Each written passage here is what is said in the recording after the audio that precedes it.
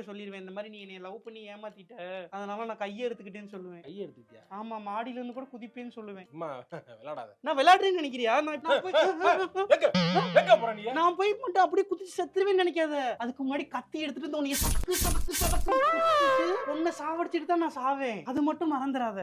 என்ன ரொம்ப வெறி பிடிச்ச மாதிரி என்ன பேசுறேன்? ஆமா, எனக்கு வெறி. உன்னை பார்த்தா எனக்கு நார்மலான இது மாதிரி தெரியல. வல்லவன் படத்துல வர ஹீரோயின் மாதிரி இருக்கு உன்னை பார்த்தா. இந்த மாதிரி பழைய படமா பார்த்து பார்த்து தான் நீ இப்படி பழைய மாதிரியே பேசிக்கிட்டு இருக்க. என்ன கேள் பேபி? என்ன பேபி? 10th பப்ளிக் எக்ஸாம் வர போகுது. பப்ளிக் எக்ஸாம் போய் எழுது. அப்புறம் அது வரைக்கும் நம்ம வந்து கொஞ்சம் ஒரு பிரேக் எடுத்து போறோம். நீ இப்படி வந்து என்கிட்ட சண்டை போட்டு பொசசிவ் ஆயிக்கிறதா நான் எப்படி 10th எக்ஸாம் ஒழுங்கா எழுதுறது? எழுதணுமா?